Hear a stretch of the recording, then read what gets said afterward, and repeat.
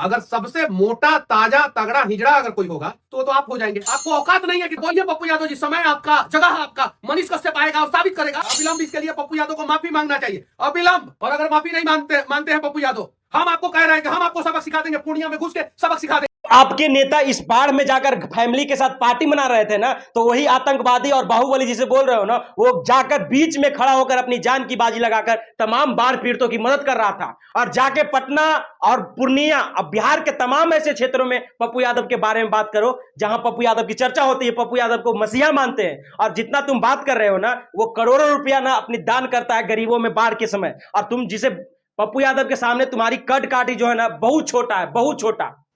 पप्पू यादव के शरीर पर कमेंट करने की तुम्हारी हिम्मत कैसे हो गई? पप्पू यादव के बारे में ऐसे कमेंट करने के बारे में सोच भी कैसे सकते हैं? जो आदमी महात्मा गांधी को गाली दे सकता है, वो पप्पू यादव को नेचर के पर उंगली उठाएगा? सर से महाराष्ट्र में बाबा सिद्दीकी की हत्या हुई है, तब से पूरे देश में राजनीतिक गलियों में चर्चा पूरे शोरों से हो रहा है। बिहार में पप्पू यादव ने ट्वीट कर बताया है कि यह देश, जब से महाराष्ट्र में बाबा सिद्दीकी की हत्या हुई है तो पूरे देश में लोग सरकार को घेर रहे हैं। तो कुछ लोग बता रहे हैं कि ये देश में कैसे एक नया गैंगस्टर पैदा हो रहा है जो मुंबई को कंट्रोल करेगा। अभी देश में दहशत फैला के रखा है जेल से। बिहार के पूर्णिया के सांसद पप्पू यादव ने ट्वीट कर कुछ कहा है, जिसे लेकर पूरा जोरों शोर से चर्चा का विषय बना हुआ है।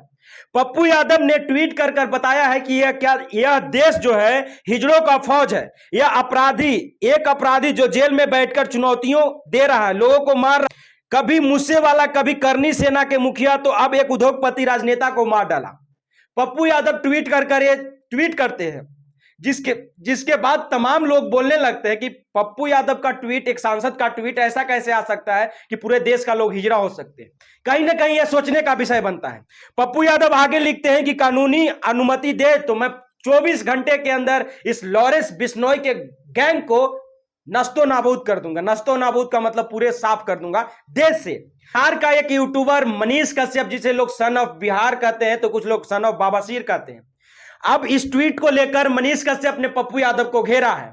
पप्पू यादव को मनीष कश्यप कहते हैं कि पप्पू यादव पूर्णिया के सांसद, पप्पू यादव को बोलना नहीं आता है, पप्पू यादव पर एनएसए लगना चाहिए। तो वहां पे गैंग वॉर कैसे शुरू हो रहा है? अभी कुछ ही दिन बचे हुए हैं, कुछ ही महीने बचे हैं, महाराष्ट्र में चुनाव होने वाले हैं। और ऐसे में बाबा सिद्दीकी एक पूर्व विधायक, 3 बार विधायक रह चुके हैं, जिनकी हत्या होती है, तो यह सोचने का विषय बनता है। लेकिन अब पप्पू यादव का ये ट्वीट आता है तो पप्पू यादव कहां तक सही है, कहां तक गलत है?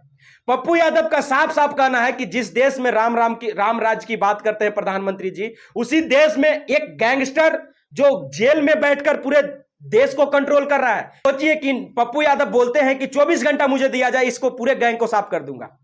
मनीष कश्यप को लगता है कि पप्पू यादव ये बेतुके बोल है।